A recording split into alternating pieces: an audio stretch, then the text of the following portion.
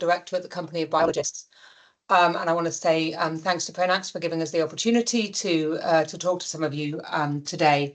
So what I'm going to do over the next sort of half hour or so is I'm just going to give you an introduction to who we are at the Company of Biologists, tell you a bit about some of the key things about publishing with us as a company, give you some of my thoughts on navigating the editorial process, both at our journals and sort of more broadly, and then finally talk to you about what we believe makes the Company of Biologists really special as an organisation, which is around some of our charitable and community activities.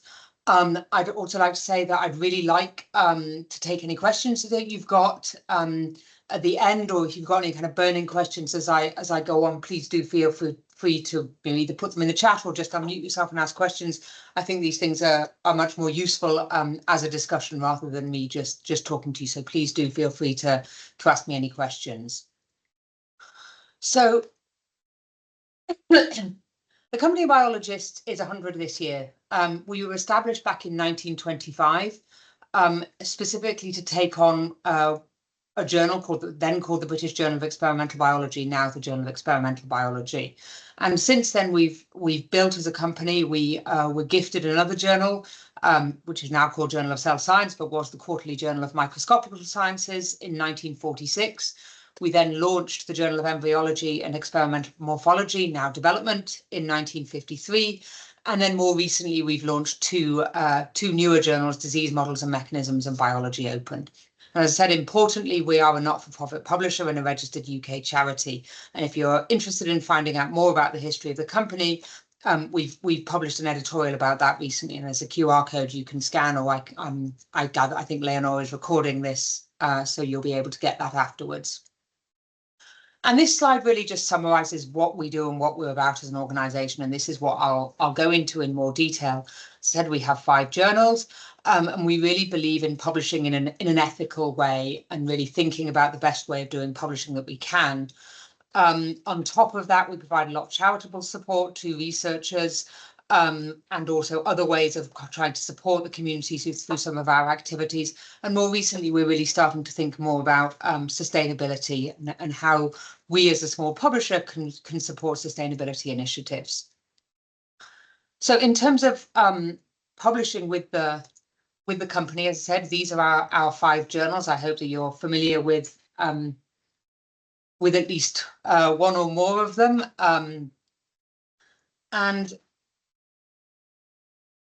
I think some of the key things to know about publishing with us, if you're not already familiar with us, is that we have teams of academic editors who do all of the manuscript handling for all of our journals. And so on the right, you can see the editors-in-chief of each of our journals.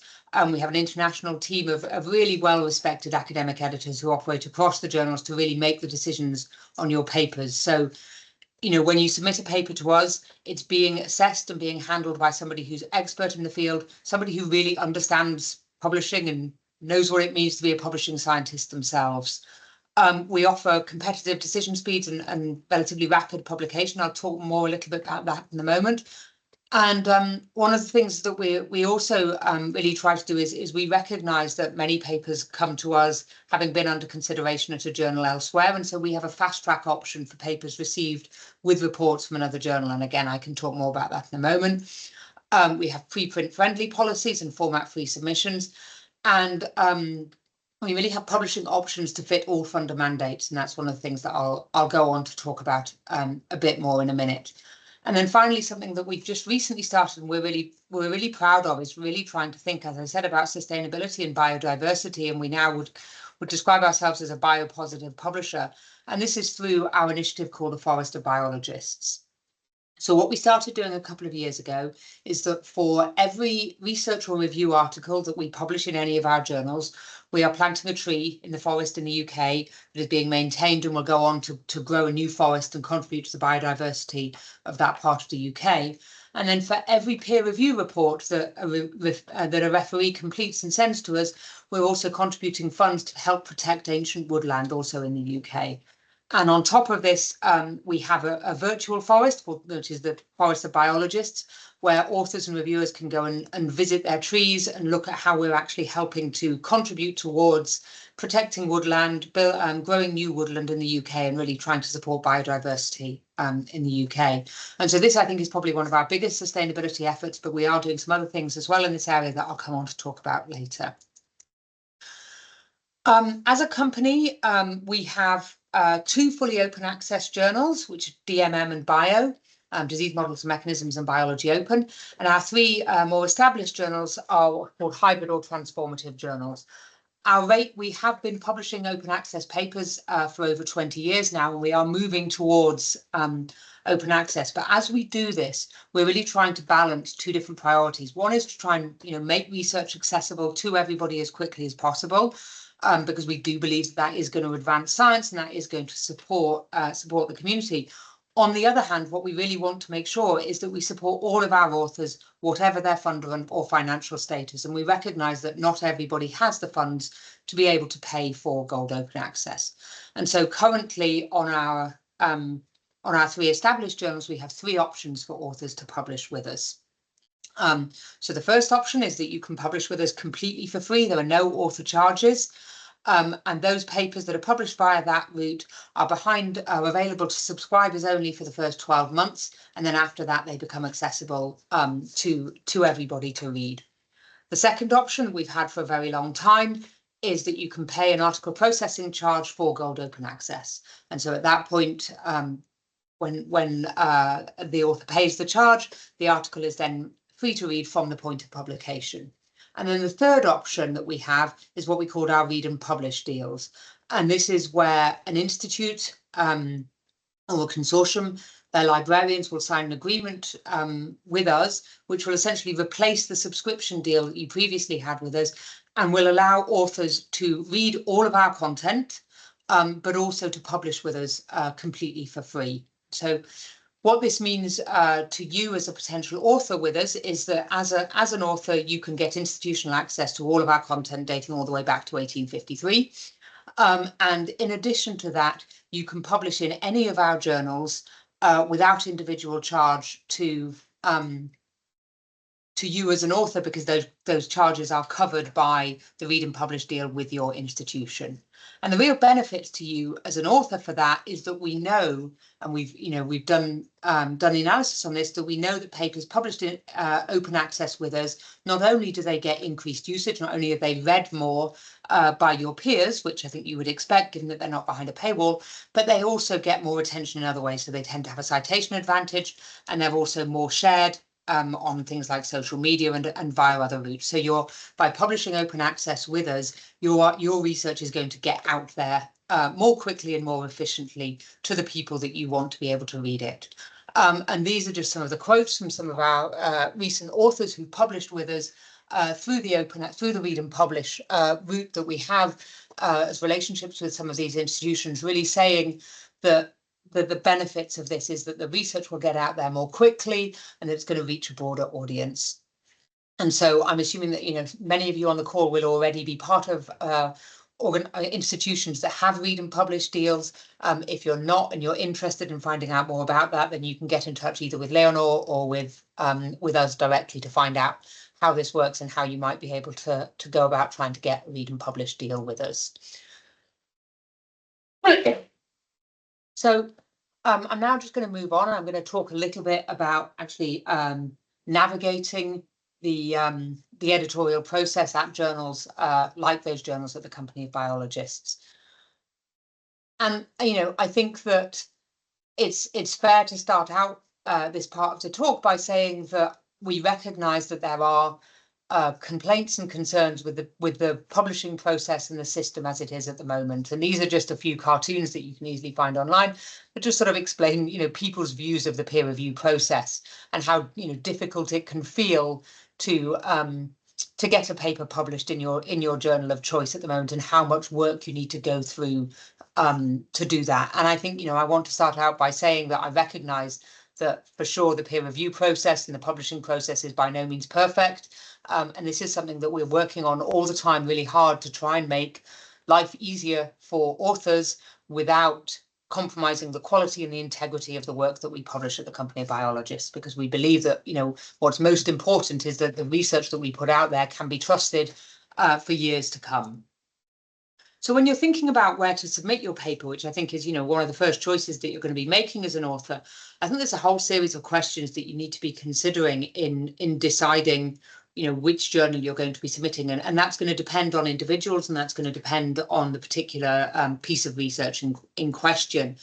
I think, really, in a way, the most key thing that you want to be thinking about is what audience do you want to reach, and how is the journal going to help you with that? And that might be some decisions around open access if you want your paper to reach the broadest possible audience, but it might be around reaching your particular community. So it might be around that you want your paper to be really read by the community of developmental biologists or the community of cell biologists or whatever. And by putting your paper in a field-specific journal, it is more likely to reach that audience than in one of the generic journals where it may well, get somewhat lost to some extent.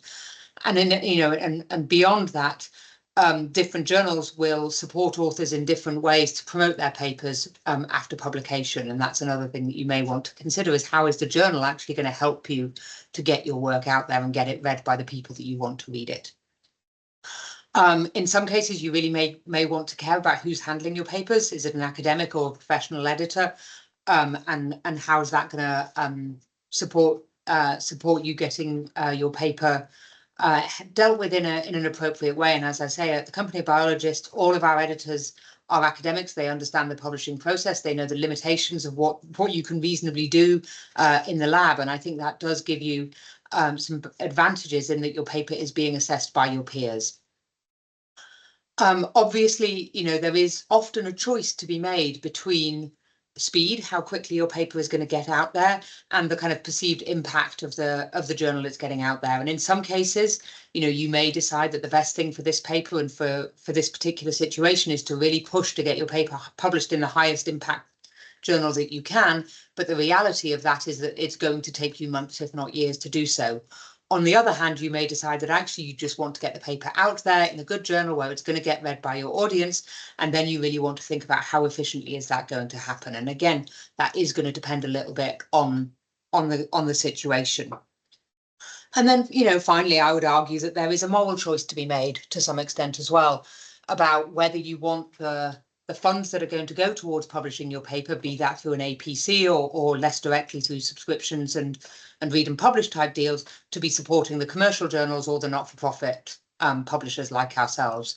And I think that, as I hope I'll go on and show you through the rest of this talk, what we do with the money that we get from the proceeds of publishing really does make a difference to the community and really does go back into the community. And then finally, I would just, make the point that we all, like to think that our research is the most exciting research ever done. And if that's not the way you think, then maybe you're not doing the right research, because you should be enthusiastic and excited by what you're doing. But I think it's also really important to be realistic about your work and where it should be published, because the data shows that researchers waste months and years going through endless rounds of revision at multiple journals before they finally get published. And I'm not sure that's always, in the best interests of the authors. So once you've chosen your journal, I think the thing that people really think a lot about is how do you get it past the first hurdle? How do you get it out for peer review, where even if it's not going to end up getting accepted, you're going to get a useful set of feedback that you'll be able to work on to improve your paper. And so sort of what I put a focus on, sort of getting past that first hurdle, getting your paper past the editor and out for peer review. And, the key things for me here is to really give a good first impression, to focus on the title and the abstract. And I think this is important in many ways. It's important because while an editor, generally and hopefully always will read the full paper and will make a decision based on the full paper, first impressions do count. It's also really important because, assuming you do get past that first hurdle, reviewers will decide whether or not to review your paper based only on the title of an abstract. And then finally, when you get to the point of your paper being published, readers will decide whether or not to read your paper based only on the title and abstract. So really focusing on that first impression, I think, is super important for that whole process of getting your paper published and then getting it read. So I think it's, avoiding jargon and specialist terms, really trying to spell out the main conclusion of the paper in the title and really making the broader relevance of your work clear so that people can understand very, straight off from the front why this piece of work is important, why this piece of work is interesting, and why they should care about it. In addition, and this is sort of a rather different point, I think it is important while, we in many journals, try to have, format-free submission as much as possible. And I hope we'll never make a decision on a paper based on, the precise formatting requirements. It does make a difference. Again, it's about giving a good first impression, getting the key journal policy and formatting requirements, particularly around this stuff that actually kind of matters, around your data presentation and your figures and things like that, making sure that your paper is in a format where it can be peer reviewed and when it can be looked at properly by editors and then by peer reviewers. I often get asked about cover letters and how much they matter.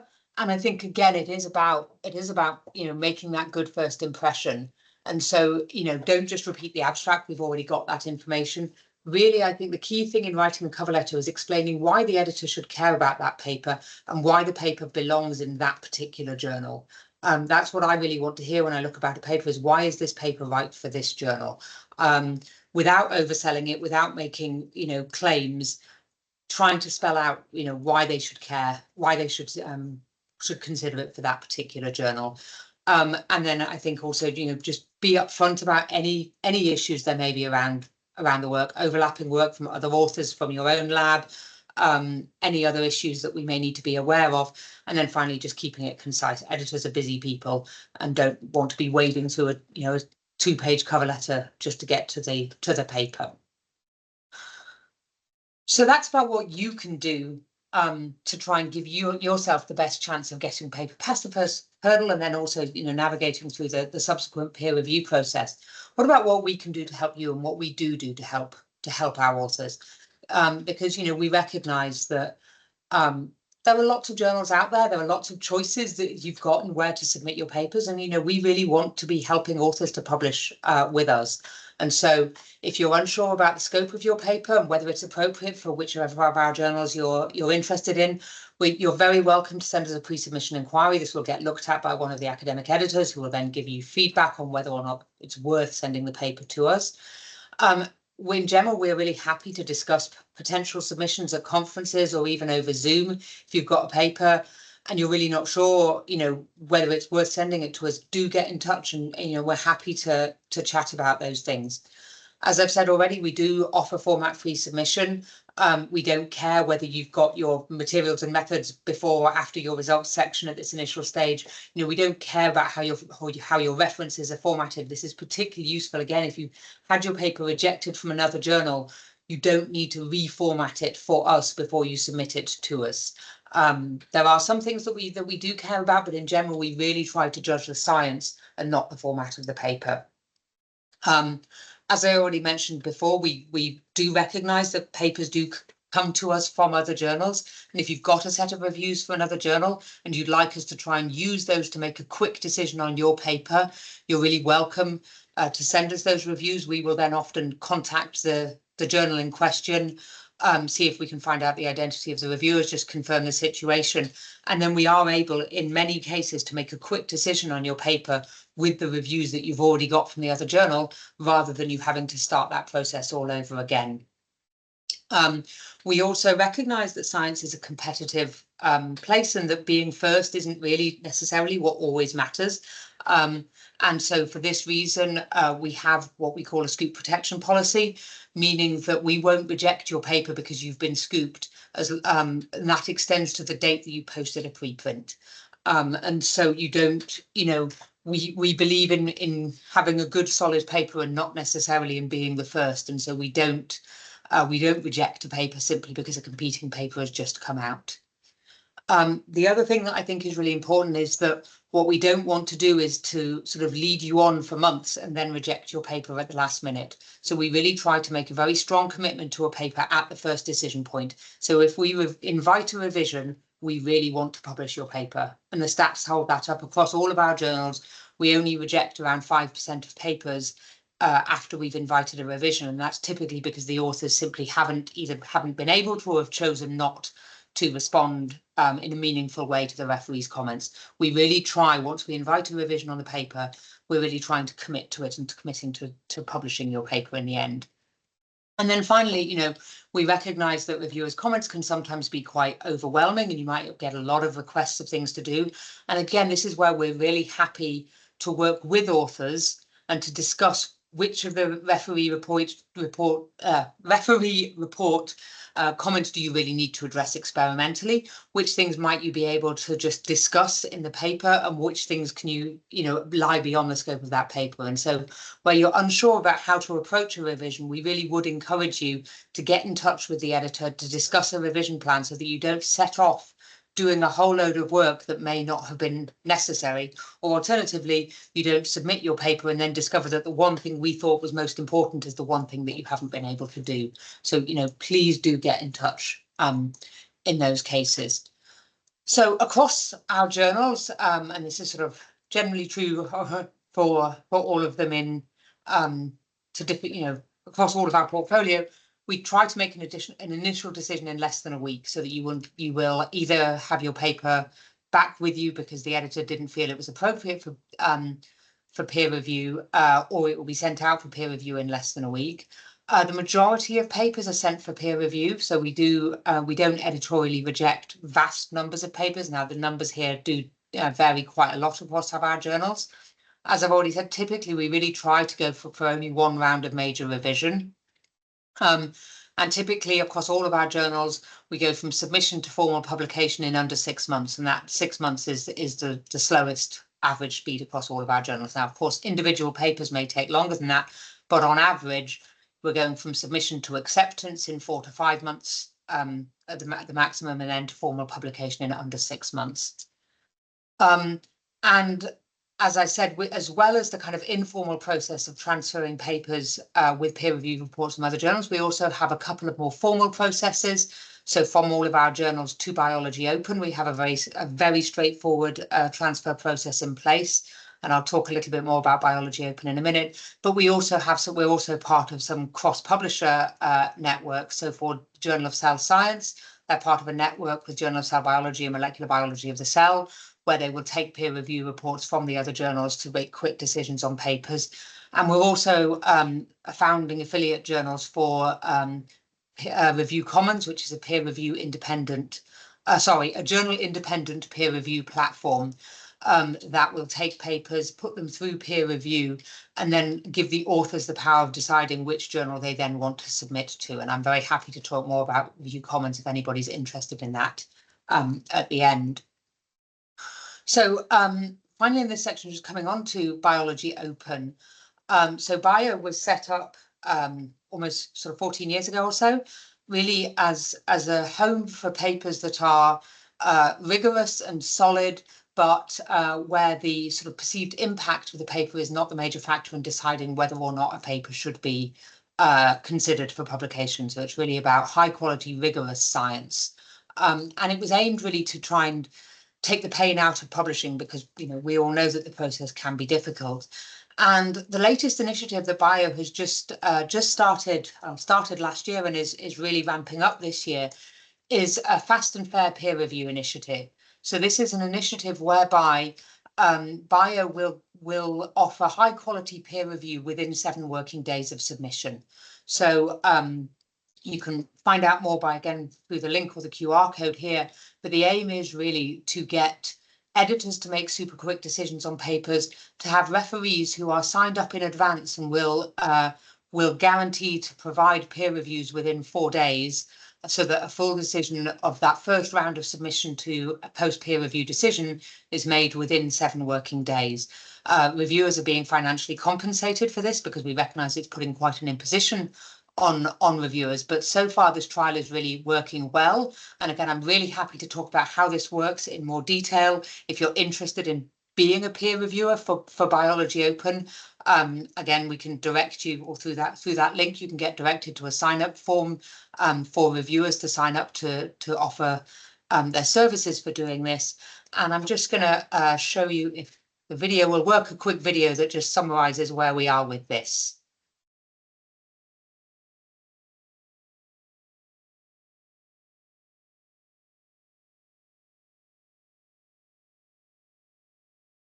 We can't hear anything, Katherine. I don't know if you are aware about, because it's difficult in the webinars in Teams to hear any video. Sorry.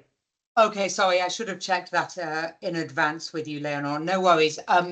If people are interested, I can send a link to where the video can be found afterwards, if that's probably more sensible. Sorry about that. I forgot I had the video in there. Thank you. Anyway, I think, the BIOS Fast and Fair process is, I think, a really exciting initiative that really promises to accelerate the process of peer review and eventual publication, so that people who really want to get a paper out there quickly for whatever reason, I'd really encourage you to go and have a look at that. So in the final part of my talk, I just want to run through, as I said, what makes the company different and special, and some of the things that we really do to try and support the community. So we really believe that the revenues from publishing should support scientific discovery and to help develop future scientists. And so we support and fund research societies.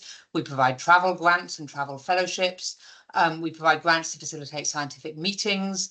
We host our own workshops and meetings, and we also host a number of initiatives and support initiatives that aid the community. So just to run through a few of these in a little bit more detail, our Travelling Fellowships programme is aimed at supporting researchers who want to go and take a collaborative visit to another lab, whether that be to learn a new technique or to get access to some material that they may not have in their home lab.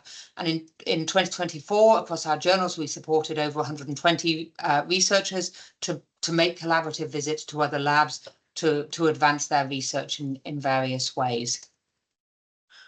Also last year, we provided funding to over 300 conferences, meetings and workshops. So if you need some additional support to help run your meeting, and then you can apply to us for funding for that.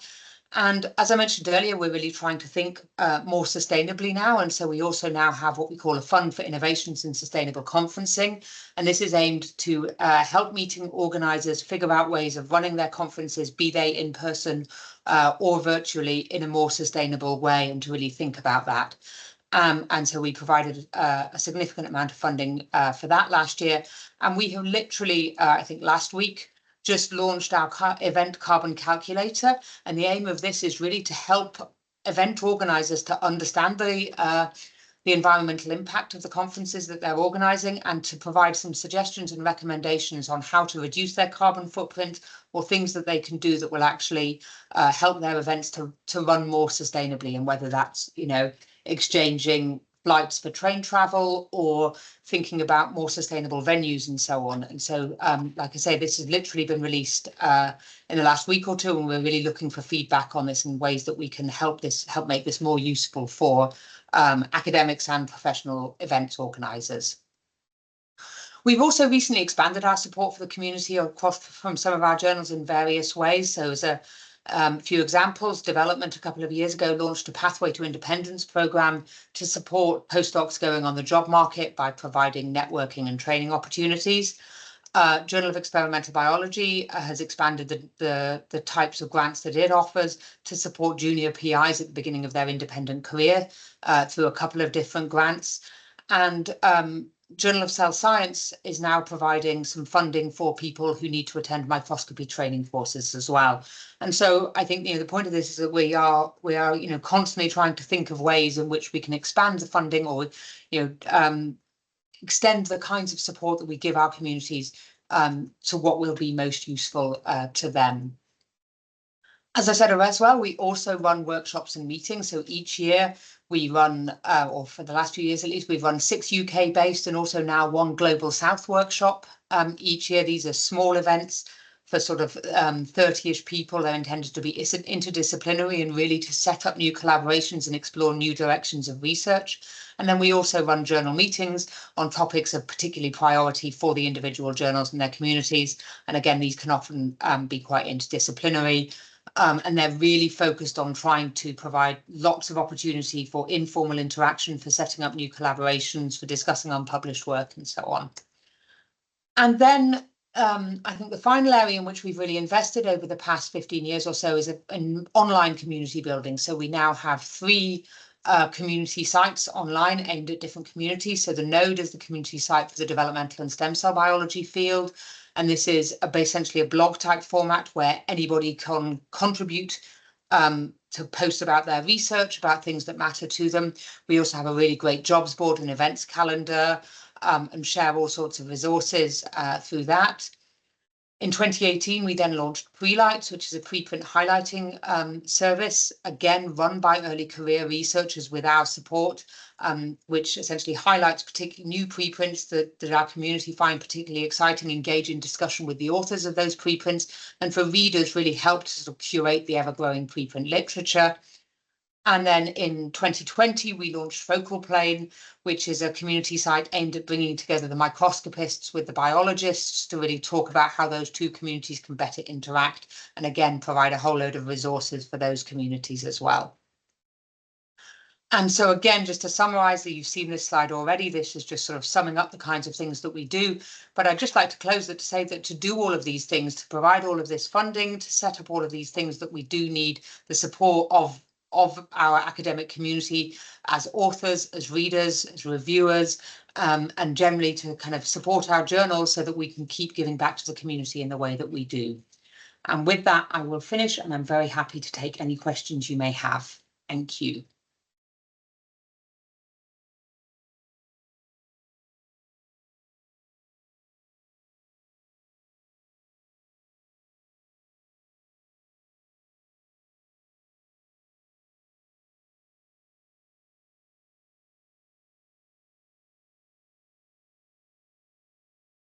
You're welcome either to put them into the chat or just unmute yourself. Yeah, I see nothing in the chat, or and no one is taking the... Okay. So there's a question in the chat. I'm a librarian. I'm complimentary charge. Rich, I'm actually going to refer this question to you, because this is about the role of librarians and libraries in this context. So we do have one of our sales team here, Rich, and so I think this is really a question that you're better placed to answer than me, Rich. Sure, just bear with me, I'm just reading the question. Just give me 20 seconds.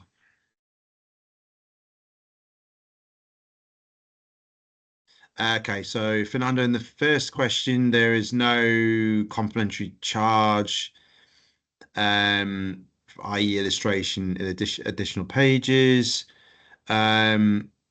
So could you talk to them about the role of librarians? Well, let me maybe comment something. University of Malaga has already this read and publish agreement. So Fernando, I guess you are the one asking.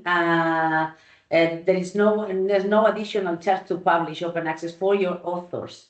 And I think what he's asking is to know more about the publishing process, on how they accept, or they know whether an author are publishing or not in your journals. The dashboard and this APC's management. So I think I can probably take this if I'm understanding correctly. What we really try and do, so we do ask the point of submission. We ask authors to declare whether or not they have a read and publish deal with us. However, we recognise that not authors will always be aware of that. So at the point at which we accept a paper, we do check this ourselves. So we do make sure that if you are entitled for free open access publication with us, then you get it, and that, you know, we will make sure and we will support authors through that process. So it's not that you then have to go through a whole load of hoops to make sure that you get what you're entitled to. Does that answer your question? And you know, obviously, and so we don't need to involve librarians in that process, because it is all done automatically from our side, and with, you know, with communication with the authors. Mm-hmm. Does that answer the question? I think so, or if not, I will phone Fernando and talk about it. We have another question. Yeah, environmental microbiology. So for sure that would fit into Biology Open. So Biology Open is a very broad scope journal. It considers any area of biology. In other cases, it sort of depends a little bit on exactly what kind of research. So some microbiology, in an environmental context, may be relevant to the Journal of Cell Science if it's really thinking about the cell biology in the context of microbes. But it's probably most likely to fit into Biology Open as a broad scope journal.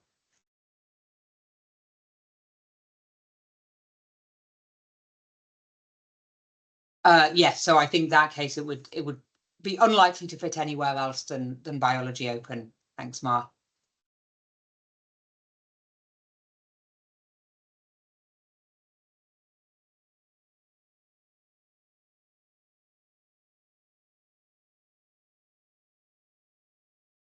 Okay, well, I think if there is any other question that it may arise later, you can always contact your librarian at your institution. They will contact either me, Prinax, who's representing Company of Biologists in Spain, or Company of Biologists directly. So we will be happy to help.